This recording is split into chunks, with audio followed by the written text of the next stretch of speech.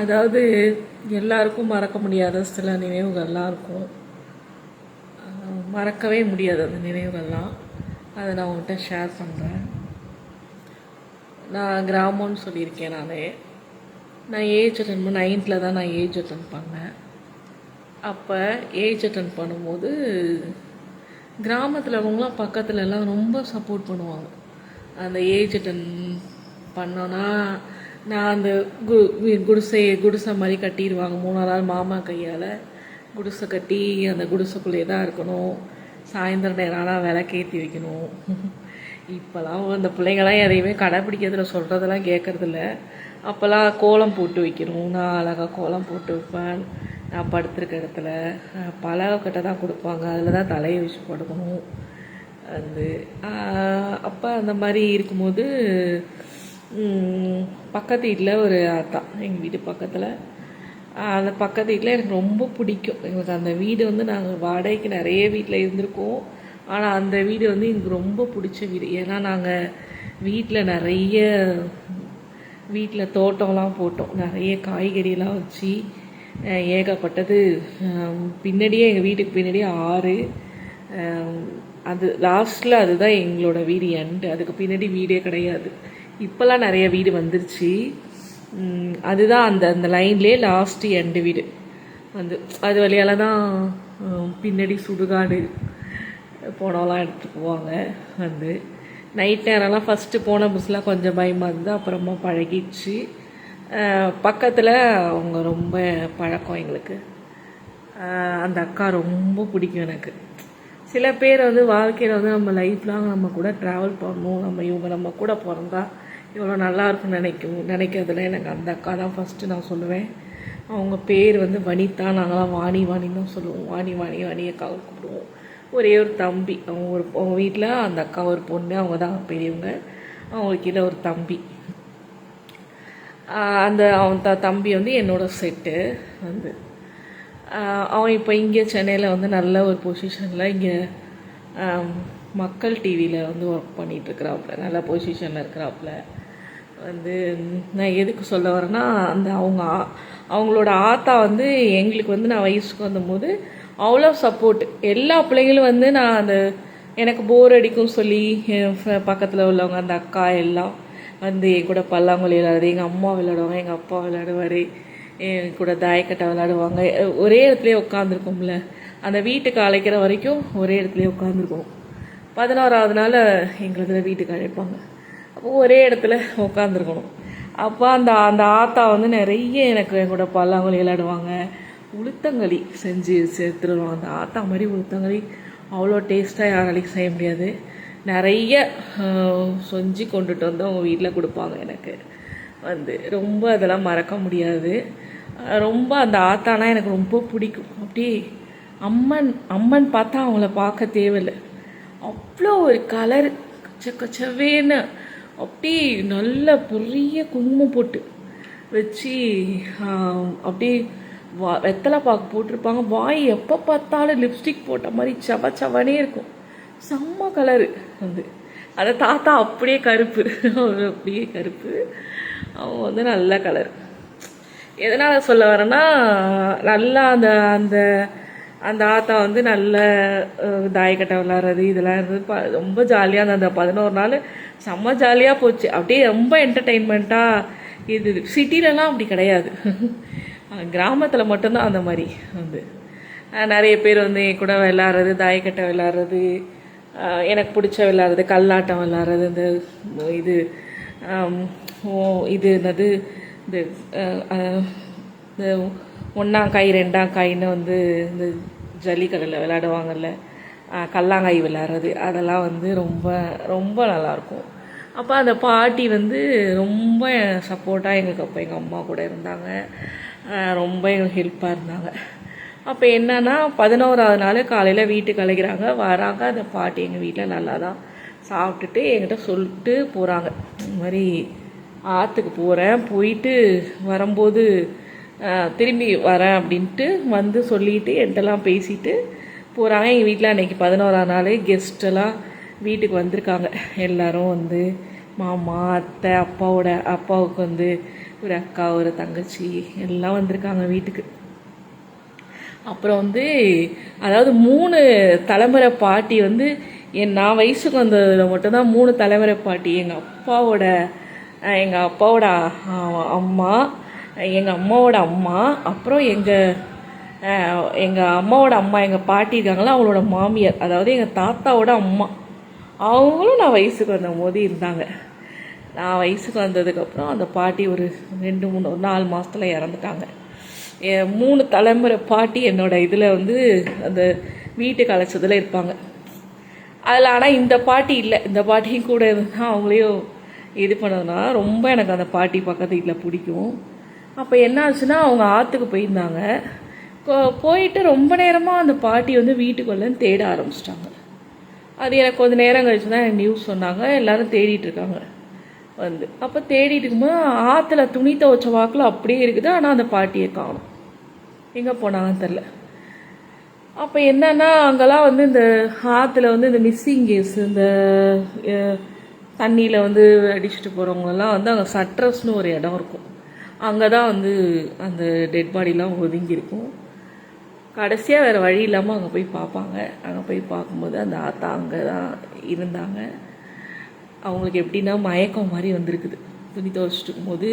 அப்பன்னு பார்த்து படித்து வரல, எந்த பொம்பளைங்களும் இல்லை. அதுதான் டைமுங்கிறது. எந்த பொம்பளைங்களும் இல்லை.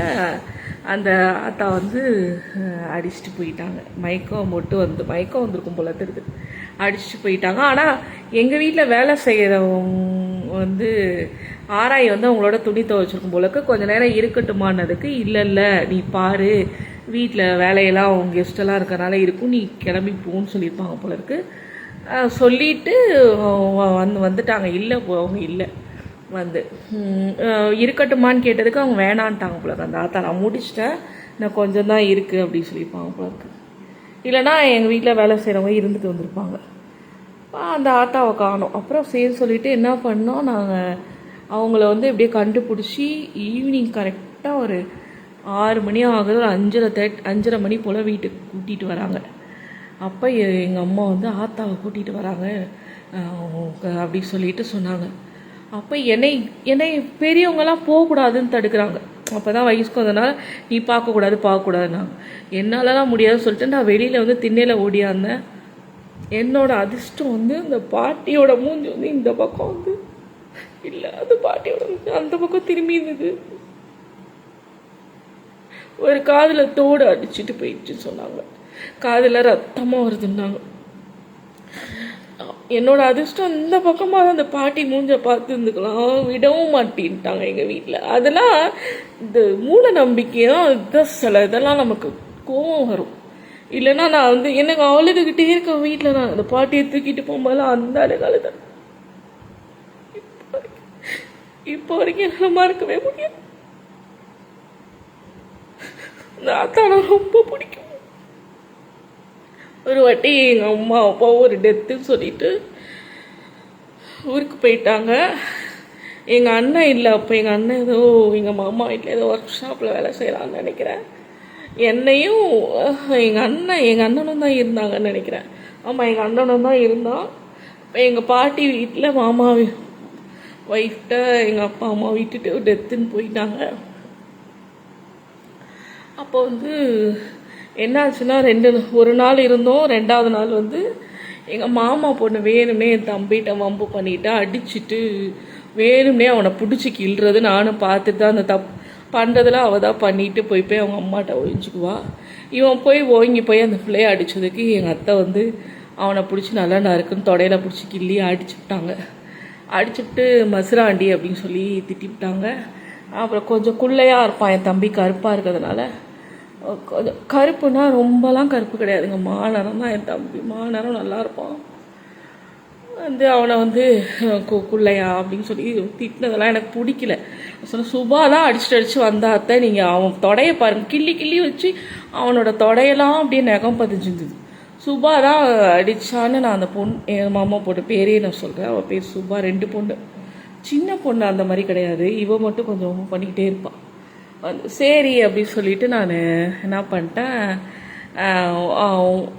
அழுதுகிட்டு தம்பியை விருட்டுன்னு கூப்பிட்டு நான் அங்கேருந்து கிளம்பிட்டேன். அப்போ கிளம்புனோடனே நேராக இவங்க வீட்டுக்கு தான், அந்த ஆத்தா வீட்டுக்கு தான் வந்து அந்த ஆத்தா வந்து அவ்வளோ நல்லா பார்த்துக்கிட்டாங்க, ரொம்ப அருமையாக பார்த்துக்கிட்டாங்க எங்கள் அம்மா அப்பா வர வரைக்கும். வந்து சில இதெல்லாம் மறக்கவே முடியல என்னால். அந்த ஆத்தா வந்து அவ்வளோ ஒரு எனக்கு கழி செஞ்சு கொடுக்கறது, என்கிட்ட வந்து ஒரு பாசமாக பேசுறது, வந்து அந்த ஒரு தன்னோட பேத்தி எப்படி பார்த்துக்குவோம் அதே மாதிரி தான் என்னையும் பார்த்துக்குவாங்க. ரொம்ப தங்கமான ஒரு மனுஷி. கடவுள் வந்து நல்லவங்கள தான் வந்து எடுத்துக்குவான்.